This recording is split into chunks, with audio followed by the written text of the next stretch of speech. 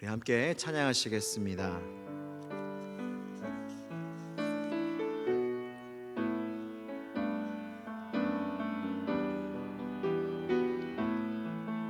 나 무엇과도 주님을 바꾸지 않으리. 나 무엇과도 주님을 바꾸지 않으리. 다른 어떤 은혜 구하지 않으리. 오직 주님만이 내 삶의 도움이시니 주의 얼굴 보기 원합니다. 나 무엇과도 주님을 바꾸지 않으리. 나 무엇과도 주님을 바꾸지 않으리. 다른 어떤 은혜 구하지 않으리. 오직 주님만이 내 삶의 도움이시니 주의 얼굴 보기 원하. 우리 다시 한번 고백합니다. 나 무엇과도 주님을 바꾸지 않으리. 다른 어떤 은혜 구하지 않으리. 오직 주님만이 내 삶의 도움이시니 주의 얼굴 보기 원합니다. 주님 사랑해요. 주님 사랑해요.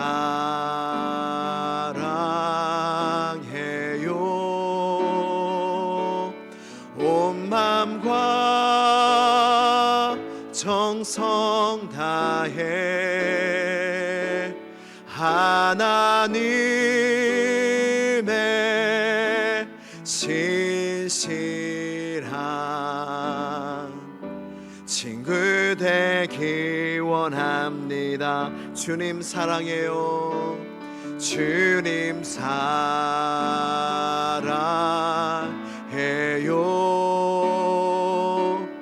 온 마음과 정성 다해 하나님의 신실한 친구 되기 원합니다. 주께서 주신 모든 은혜, 주께서 주신 모든 은혜 나는 말할 수 없네. 내 영혼 즐거이 주 따르렵니다. 주께 내 삶 드립니다. 주께서 주신 모든 은혜, 주께서 주신 모든 은혜 나는 말할 수 없네. 내 영혼 즐거이 주 따르렵니다. 주께 내 삶 드립니다. 다 함께 기도드리시겠습니다. 주께서 주신 모든 은혜가 우리에게 족한 줄로 믿습니다. 하나님 아버지, 오늘도 주님의 은혜를 힘입어 우리 구주 예수 그리스도 앞에 나왔습니다. 두세 사람이 내 이름으로 모인 중에 나도 그들 가운데 있겠다 약속하신 주님, 우리가 이 시간 예수 그리스도의 이름으로 모였사오니 주여 우리 가운데 거하여 주시옵소서. 믿음의 눈으로 우리와 함께 하시는 주님을 배움는 시간이 되게 하여 주시고, 말씀이신 주님께서 나의 마음 가운데 임하여 주셔서 내 영혼이 생명을 얻고 위로를 얻고 힘과 은혜와 축복을 얻는 기도의 시간, 말씀의 시간 되게 하여 주시옵소서. 말씀의 모든 시종과 예배의 모든 시종을 우리 주님께 의탁드리오며 나사렛 예수 그리스도의 이름으로 기도드리옵나이다. 아멘. 할렐루야. 하나님께서 오늘도 우리를 사랑하셔서 이 자리에 불러주신 줄로 믿습니다. 여러분들은 예수님에 대해서 어떻게 생각하십니까? 예수님을 생각하실 때에 어떤 이미지가 떠오르십니까? 우리가 예수님이 우리 안에 거하시고 방금 기도한 듯이 두세 사람이 내 이름으로 모인 곳에는 나도 그들 중에 있겠다라는 주님의 말씀을 우리가 믿고 살아가는데, 여러분들이 교제하고 있는 주님, 여러분들이 바라보고 계시는 예수님의 이미지는 어떠하십니까? 따뜻하십니까? 사랑스러우십니까? 여러분들이 예수님을 생각할 때에 떠오르는 형상이나 이미지나 느낌은 어떠하십니까? 그게 바로 여러분들의 예수님일 것입니다.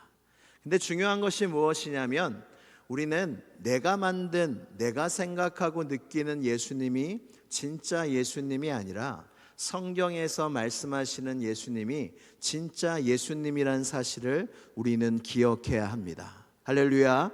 그래서 우리는 끊임없이 예수님에 대해서 알아야 합니다.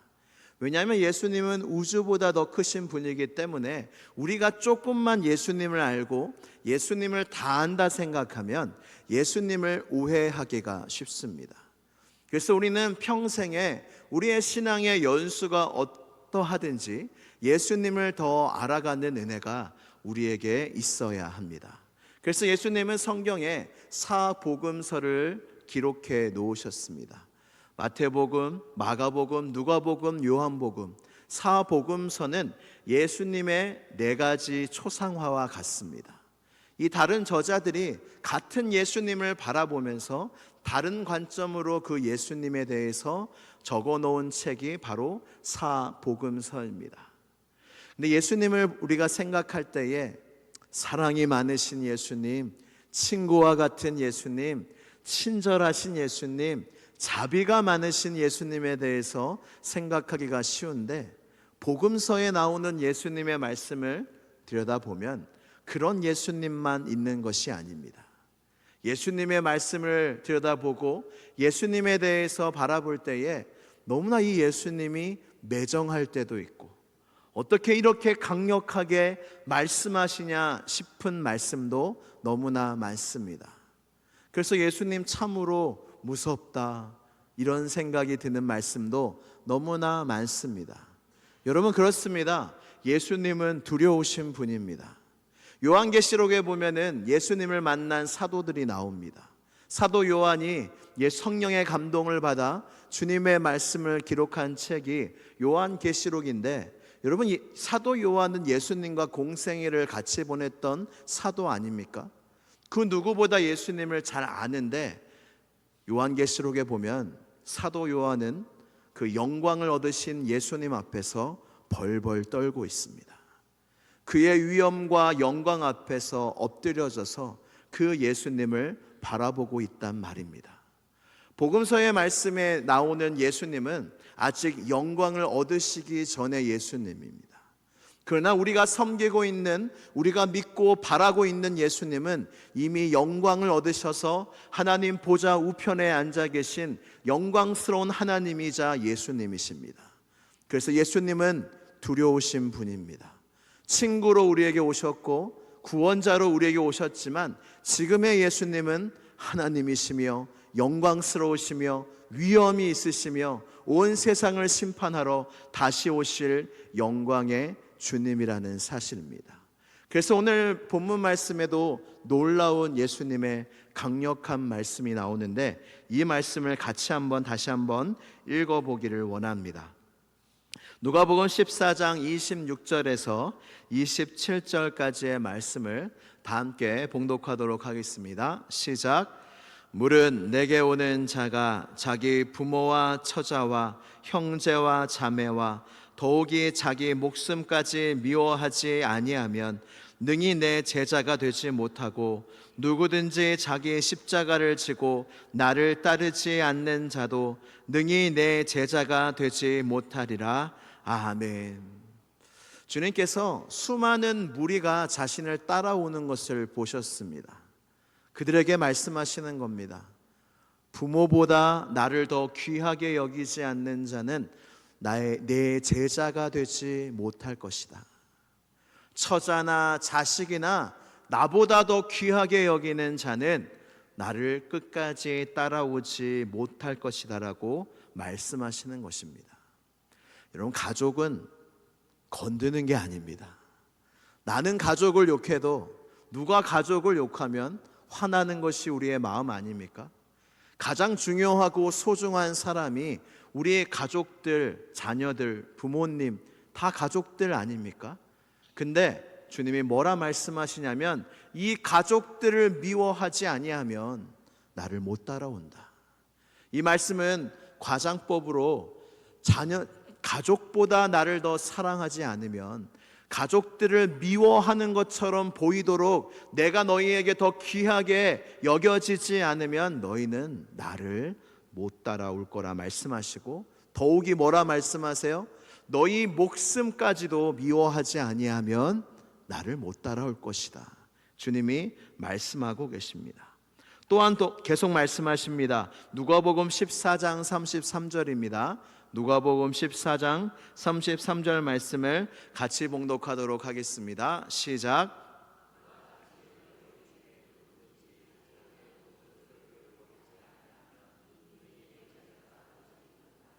아멘. 모든 소유를 버리지 않으면 내 제자가 되지 못하리라 말씀하세요. 수많은 무리가 예수님을 따라오고 있었어요. 여러분, 이것은 완전 찬물을 끼얹는 말씀이 아닙니까? 수많은 무리가 예수님의 기적을 보고 예수님의 그 말씀을 듣고 예수님이 하나님의 선지자로 믿으며 수많은 무리가 따르는 것을 보고 예수님이 앞절에 보면 뒤돌아서 그들에게 이 강력한 말씀을 하시는 것입니다. 마치 이와 같습니다. 너희는 나를 믿는 것 같은데, 너희는 나를 따라오는 것 같은데, 너희가 내 제자가 되려고 하는 것 같은데 너희는 이 비싼 값을 치를 수 있겠느냐? 가족들을 부인하고 나를 따를 수 있겠느냐? 너희의 목숨까지도 부인하고 나를 따를 수 있겠느냐? 너희의 모든 소유를 버리기까지 하면서 나를 따를 수 있겠느냐? 그렇지 아니하면 너희는 지금은 나를 따라오는 것처럼 보여도 결국 나를 떠날 거다라고 말씀하고 있습니다. 근데 주님의 이 말씀이 야속하게만 느껴집니다. 그렇지 않으세요? 좀 이렇게 친절하게, 아직 믿음이 없으니까 좀 좋은 말씀 해주시면 더 잘 따라오지 않겠습니까? 구원을 받을 거다, 은혜를 받을 거다, 축복을 받을 거다, 너가 하는 일이 다 잘 될 거다, 부자가 될 거다, 너가 건강할 거다, 기도 너가 원하는 대로 다 이루어질 거다, 하나님이 다 들으신다, 이렇게 좋은 말로 먼저 말씀하면, 그리고 그 말씀대로 하나님이 못 이루실 게 뭐가 있겠어요? 다 이루어 주시면 여러분 수많은 사람들이 더 예수님께로, 교회로 나오지 않겠습니까? 지금도 하나님이, 예수님이 정말로 그렇게 말씀하셨더라면 우리는 전도하지 않아도 될 겁니다. 오면 생명을 얻는다, 축복받는다, 부자 된다, 건강해진다, 길이 다 열린다, 원하는 대로 다 이루어진다, 이게 정말로 성도의 실제가 되면 여기는요 2층까지 지금도 차고 넘칠 거예요.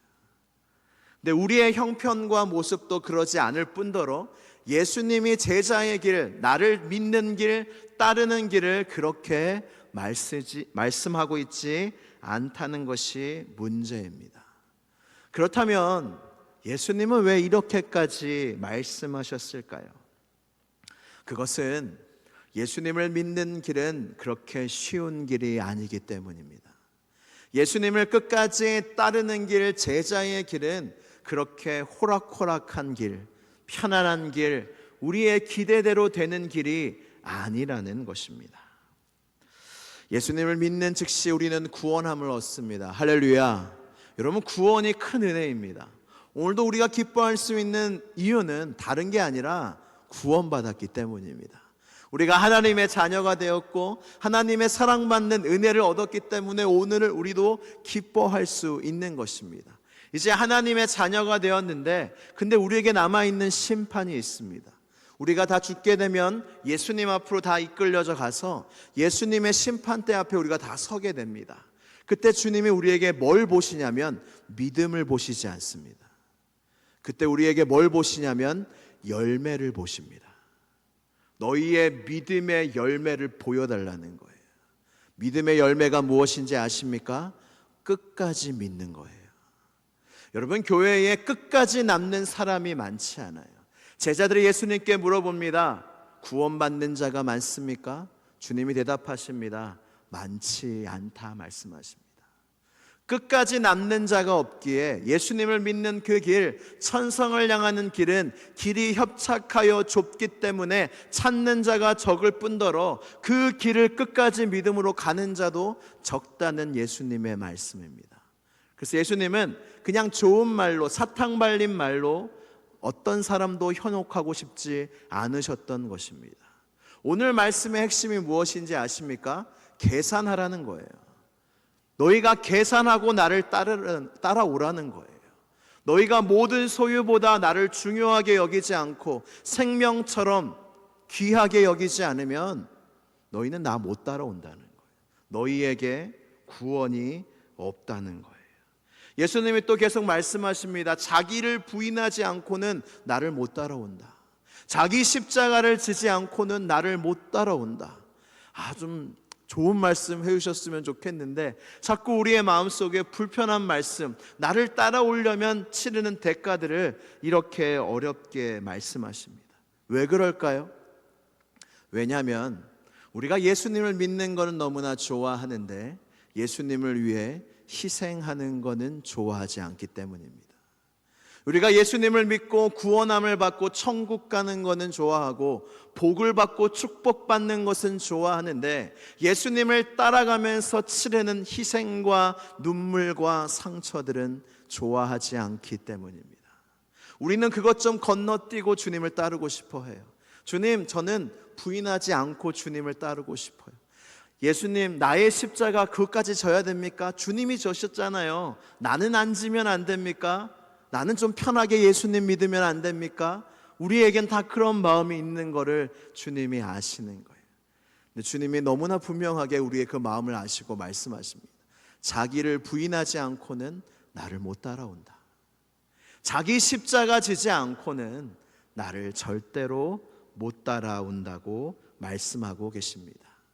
부자 청년도 그래서 예수님께 와서 영생을 구했으나 부자 청년한테 예수님 말씀하십니다. 너의 소유를 다 팔고 나를 따르라. 그리하면 하늘의 보화가 너에게 있을 것이고 너는 나를 따르게 될 것이다. 여러분, 만약에 지금 예수님이 여러분에게 똑같이 말씀하신다면 여러분 어떻게 하시겠습니까? 주님이 나타나셨어요. 그 여러분에게 말씀하십니다. 모든 소유를 다 팔아 가난한 자에게 주고 너는 지금 나를 따르라.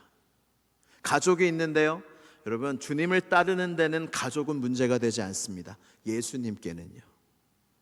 어떤 사람이 예수님께 찾아와서 나는 아버지 장례를 하고 따르겠습니다 했더니 죽은 자로 하여금 죽은 자를 장례하게 하고 너는 지금 나를 따르라 말씀하세요. 주님에게는 여지가 없습니다. 틈이 없습니다. 여러분, 한번 대답하지 마시고 마음속에 대답해 보세요. 정말 주님이 나타나셔서 너의 소유를 다 버리고 나를 지금 따르라 한다면 여러분들은 그렇게 하시겠습니까? 근데 이런 질문도, 이 제자에 대한 말씀에서 이런 질문도 우리에게 있습니다. 목사님, 꼭 제자가 되어야 합니까?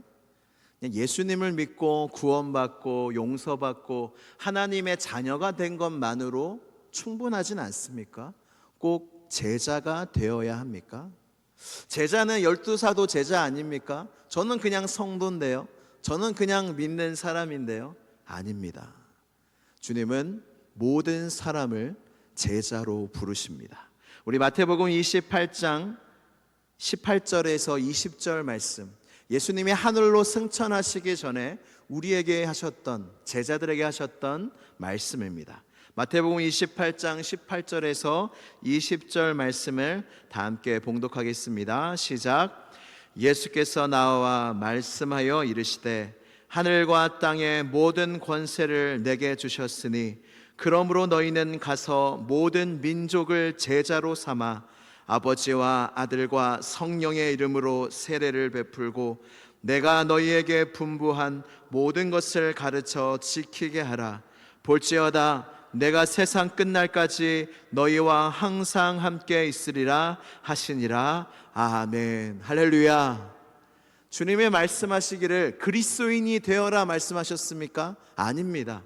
제자들에게 말씀하시기를 모든 족속으로 제자를 삼으라 말씀하십니다.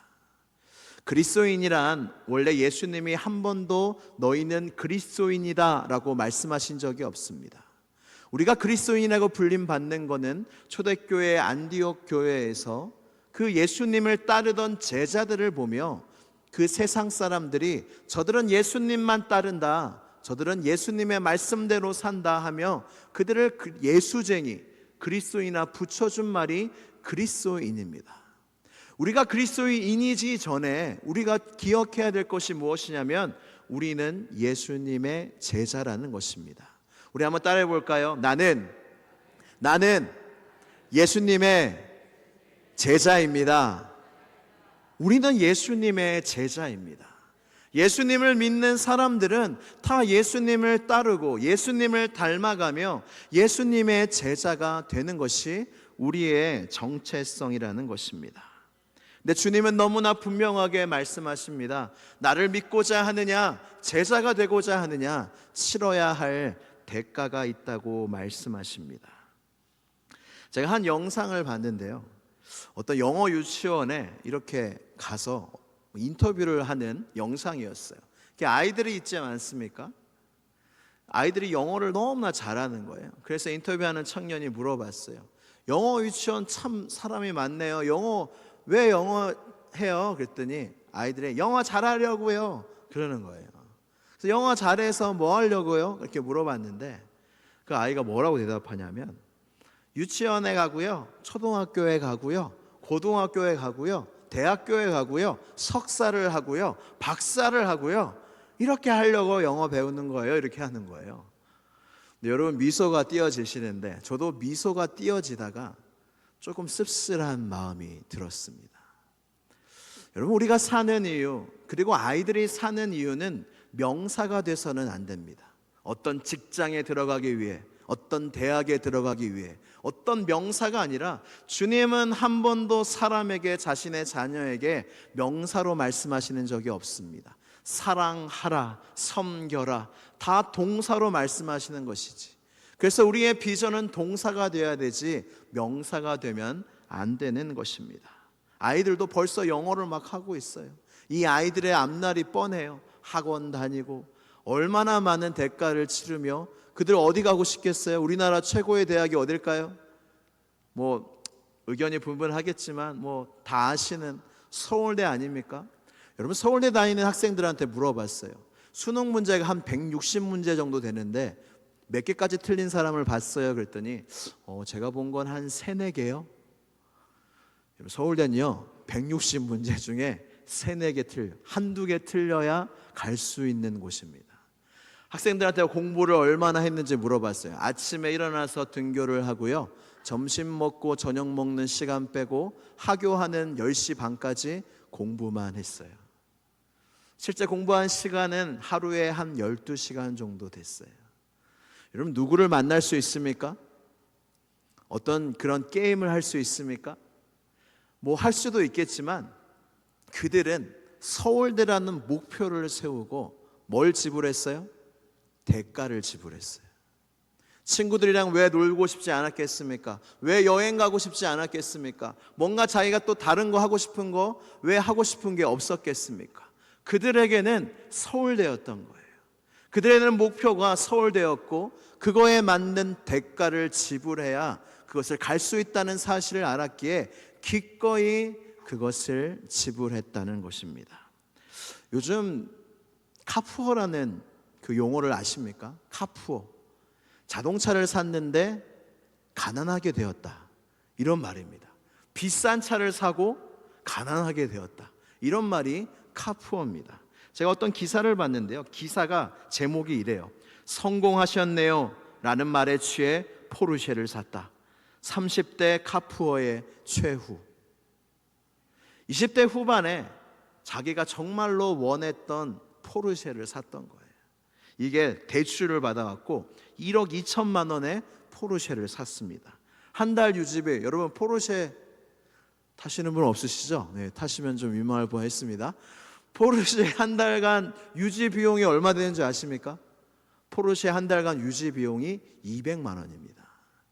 200만 원이 매일매일 나가는 거예요. 근데 이 청년이 그냥 20대 후반 29살에 포르쉐 사러 갔더니 그 점원의 말, 진짜 이 젊은 나이에 성공하셨네요, 그 말이 자기가 살아생전에 가장 듣기 좋았던 말이에요. 그 말에 취해가지고 이걸 대출받아서 사고 200만 원씩 나가는데 그때 코로나가 온 거예요. 그러면서 사업을 하던 친구였는데 월세 45만 원 월세방에 살면서 차는 뭐예요? 포르쉐예요. 이러면서 계속 수년을 이렇게 힘든 생활을 하다가 결국에는 팔고 700만 원짜리 어떤 중고차를 사서 결국에는 다시 일어서는데 너무나 고생했다는 기사를 읽은 적이 있습니다. 여러분, 대출을 받아 1억 2천만 원까지 왜 포르쉐를 살까요? 이 사람한테는 그게 그만한 가치였던 것입니다. 내가 그렇게 200만 원씩 매달 지불해서까지 얻고 싶은 게 있었던 거예요. 되고 싶었던 성공한 사람이라는 그것이 있었던 거예요. 여러분, 예수님을 따르는 길이 너무나 값비싼 값을 치른다 생각하십니까? 그렇지 않습니다. 세상 사람들은 좋은 집을 사고자 그 어떤 것도 감내합니다. 좋은 직장, 좋은 대학교를 들어가고자 어떤 대가도 치릅니다. 세상은 어차피 사라져버릴 그 가치에도 자신의 목숨을 걸고 일하며 가치 지불을 기꺼이 합니다. 하물며 우리의 생명의 주가 되신 우리 예수님, 주님을 따르는데 우리가 비용을 지불한들 그것이 아깝겠습니까? 주님을 얻고자 함인데, 주님을 따르고자 하는데 가족인들, 목숨인들, 나의 소유인들 그것과 비교할 수 있겠습니까? 오늘 설교의 제목은 순종은 비싼 값을 치르는 것입니다라는 제목입니다. 순종은 그렇게 말랑말랑한 것이 아니라는 것입니다. 예수님의 제자들도요, 많은 걸 버렸어요. 마태도 세관이라는 직업을 버리고 주님이 따르라는 그 한마디에 따랐습니다. 야고보와 요한도 주님이 따르라는 그 한마디에 따랐는데 무엇을 버렸냐면 우리 마태복음 4장 22절 말씀을 함께 봉독하도록 하겠습니다. 시작. 아버지를 버려두고 예수를 따르니라. 아멘. 뭘 버렸어요? 예수님을 따르는데 뭘 버렸어요? 배를 버렸어요. 자기의 직장, 직업을 버린 거예요. 그리고 또 뭘 버렸어요? 아버지를 버렸어요. 아버지를 두고 예수님을 따른 거예요. 비싼 값을 치르며 주님은 우리에게 따라오라고 말씀하십니다. 왜냐하면 주님은 우리를 이 세상에 살게 하신 목적이 있기 때문이에요. 그것이 무엇입니까? 우리가 어떻게 살기를 주님이 원하십니까? 저는 이 찬송가 안에 그 주님의 마음과 우리의 고백이 들어있다 생각합니다. 주 예수보다 더 귀한 것은 없네. 이 세상 부귀와 바꿀 수 없네. 영축은 내 대신 돌아가신 그 놀라운 사랑 잊지 못해. 세상 즐거움 다 버리고 세상 자랑 다 버렸네. 주 예수보다 더 귀한 것은 없네. 예수 밖에는 없네. 할렐루야. 우리의 인생을 살아가면서 주님이 원하는 것이 무엇입니까? 우리는 이 세상을 살면서 고백하고 싶은 믿음의 고백이 무엇입니까? 예수보다 더 귀한 것이 없다. 내가 가족을 사랑하고 내 목숨을 사랑하고 주님이 주신 나의 소유가 중요하지만 그러나 주 예수보다 귀한 것이 없다. 주님은 이것이 우리의 삶 가운데 드러나기를 원하며 고백되어지기를 원한다는 것입니다. 제자도의 질문이 있습니다. 마음속으로 대답해 보십시오. 정말로 주님을 따르는 길은 이 질문에 아멘하는 길입니다. 당신은 가장 친한 친구를 잃는다 해도 예수님을 따르려 하십니까? 당신은 가족에게서 버림받는다 하더라도 예수님을 따르려 하십니까? 당신은 평판이 나빠진다 하더라도 예수님을 따르려 하십니까? 당신은 직업을 잃는다 해도 예수님을 따르려 하십니까? 당신은 생명을 잃는다 해도 예수님을 따르려 하십니까? 진정한 제자는 이 질문에 아멘 하는 사람입니다. 말씀을 정리하며 마무리합니다. 여러분, 이 제자도에 대한 말씀을 들으니 마음이 시원하신가요? 불편하신가요? 야, 이렇게까지 해야 되나? 예수님 믿으면 되는 줄 알았는데 주님이 생명까지 바칠 수 있느냐? 생명을 부인할 수 있느냐? 가족을 부인할 수 있느냐? 너의 모든 소유를 버릴 수 있느냐? 나를 위해서. 마음이 불편하기도 합니다. 저도 막상 이때가 되면 순교의 상황 앞에 되면 진짜 내가 주님을 위하여 기꺼이 생명을 버릴 수 있겠는가? 내가 정말로 부자 청년처럼 예수님 앞에 갔는데 예수님이 너의 모든 소유를 팔고 나를 따르라 했을 때 나는 과연 가난한 자에게 나의 모든 소유를 팔 수 있겠는가? 아멘 하고 싶어요. 제가 명색에 그래도 목사인데 아멘 하고 싶은데 그때 가봐야 될 것 같아요. 우리의 연약함을 주님이 아십니다. 예수님을 따르던 12 제자도 다 자기 생명이 너무 귀해서 예수님을 버리고 도망갔습니다. 저는 제자들이 참 좋아요. 왜냐하면 제자들을 통해서 우리를 위로해 주시기 때문이에요. 예수님이 선택한 12 제자도 목숨을 빼앗길 그 예수님이 잡히던 그날 밤에 다 자기 목숨 찾으려고 다 예수님을 버리고 떠나갑니다. 근데 주님은 어떻게 하세요? 너는 이제 제자가 아니다. 너의 목숨을 나보다 더 귀하게 여겼으니 너는 더 이상 나의 제자가 아니다 라고 말씀하지 않으시고 주님은 다시 제자를 찾아오십니다. 그리고 베드로와 제자들을 찾아오셔서 너가 나를 사랑하느냐? 너가 나를 사랑하느냐? 그렇게 물어보세요. 우리가 예수님을 믿는다 고백하며 여기까지 왔습니다. 근데 우리가 넘어질 때가 얼마나 많습니까? 주님보다 가족이 중요할 때가 얼마나 많습니까? 주님보다 내 재산이 중요할 때가 얼마나 많습니까? 주님보다 내 자신이 중요할 때가 얼마나 많습니까? 근데 주님은 여전히 그런 우리를 찾아오셔서 주님의 제자로 만들어 가십니다. 할렐루야. 우리에게 주어진 그 길이 그 영광스러운 길입니다.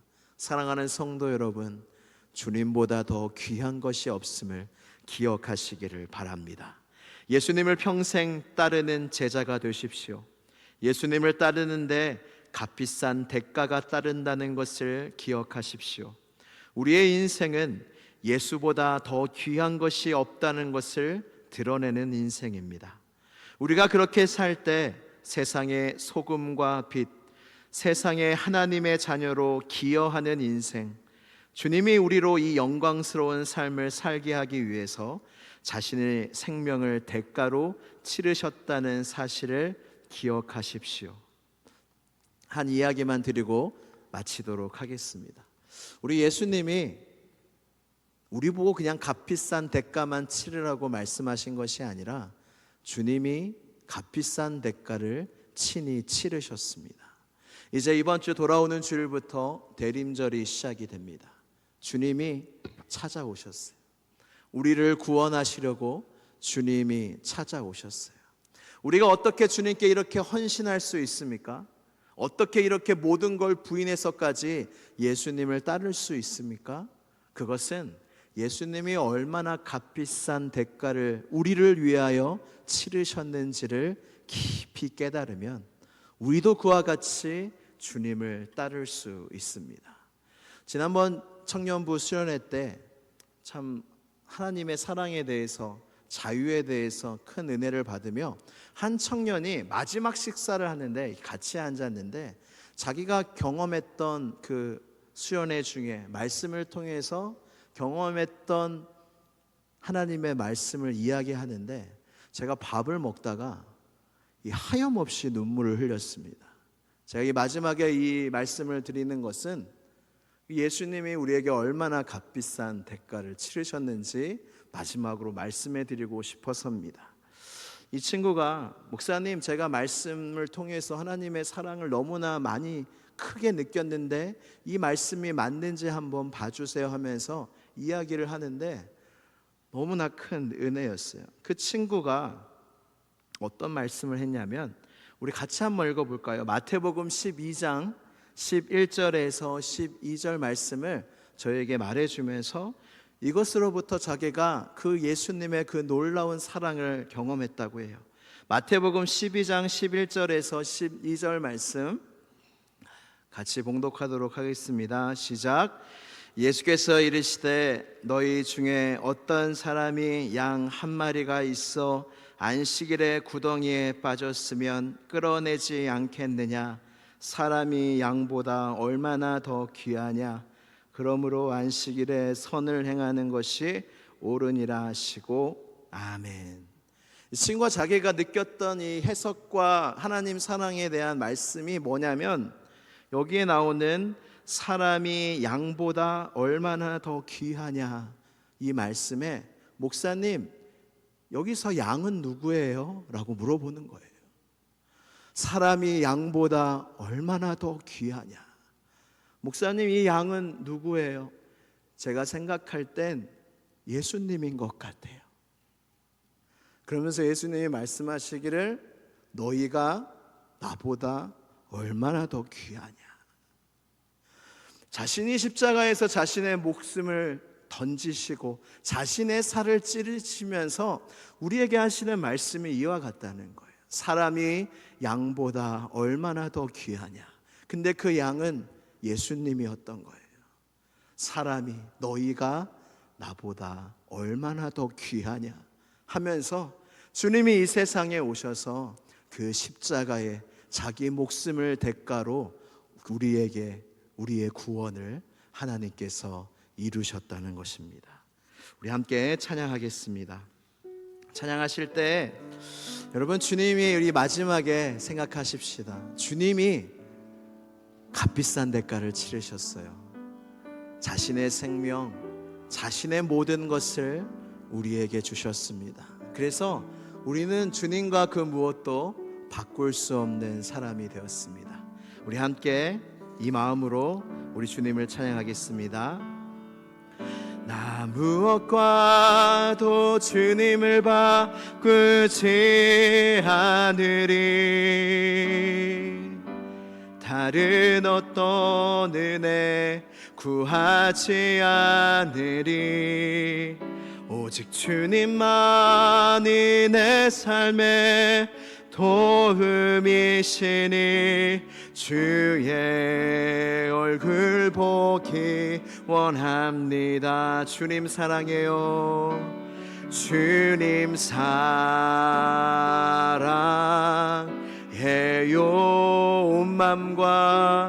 온 맘과 정성 다해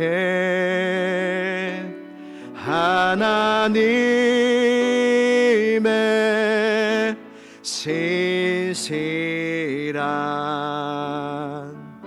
친구 되기 원합니다. 우리 다시 한번 고백합니다. 나 무엇과도 주님을 바꾸지 않으리. 다른 어떤 은혜 구하지 않으리. 오직 주님만이 내 삶의 도움이시니 주의 얼굴 보기 원합니다. 주님 사랑해요. 주님 사랑해요.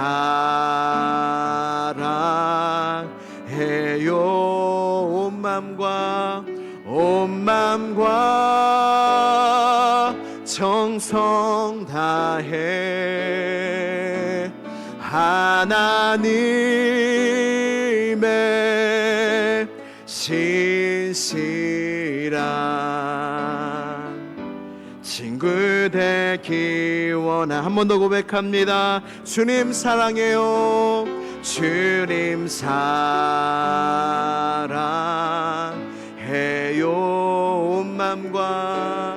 온 맘과 정성 다해 하나님의 신실한 친구 되기 원합니다. 시간 기도하겠습니다. 기도하실 때 오늘 말씀을 통하여 주님이 물으십니다. 가족보다 내가 더 소중하느냐? 너의 목숨보다 내가 더 귀하냐? 너의 모든 소유보다 내가 더 소중하냐? 주님이 우리에게 물어보십니다. 이 물음에 답하며 함께 기도하겠습니다. 하나님, 주님께서 우리를 위하여 십자가의 값비싼 대가를 치르셔서 우리에게 대가 지불하시면서 우리를 구원하신 것, 주님, 우리도 나의 주님을 따르는 인생을 살면서 내가 치러야 할 대가를 즐거이 기쁘게 치르며 주님을 끝까지 따를 수 있는 나의 삶과 나의 신앙과 남은 인생이 되게 해달라고 이 시간 주여 한번 부르짖고 간절히 기도하겠습니다. 주여, 하나님 아버지 감사합니다. 우리에게 그 놀라운 은혜를 주신 그 주님께 감사드리오니 하나님, 우리의 심령과 우리의 마음속에 그 주님의 은혜로 충만할 수 있도록 주님 역사하여 주시옵소서. 하나님, 우리의 마음과 우리의 심령 속에 하나님 주님을 따르고자 하는 마음이 있기를 원합니다. 우리는 다 예수 그리스도의 제자입니다. 주님을 따르는 데에 대가를 치러야 합니다. 그냥 따를 수는 없습니다.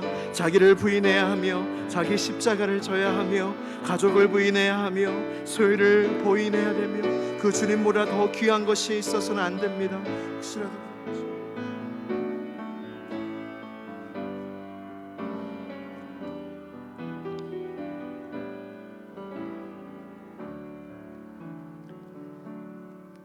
할렐루야. 하나님의 은혜를 찬양합니다. 은혜를 공짜로 받았습니다. 그저 주신 하나님의 선물입니다. 우리가 은혜를 너무 쉽게 생각하지는 않았는지 돌아보게 하여 주시옵시고, 공짜이나 구원받은 자의 삶이 달라져야 되는 것들을 안에 우리가 책임져야 할 것들을 아버지여 곱씹으며 하나님께 결단하는 우리가 되게 하여 주시옵소서. 하나님을 사랑한다 고백하나 그 고백에 맞는 삶을 살 수 있는 은혜가 우리 모두에게 있게 하여 주시옵소서. 이 모든 말씀 예수님의 이름으로 기도드립니다. 아멘.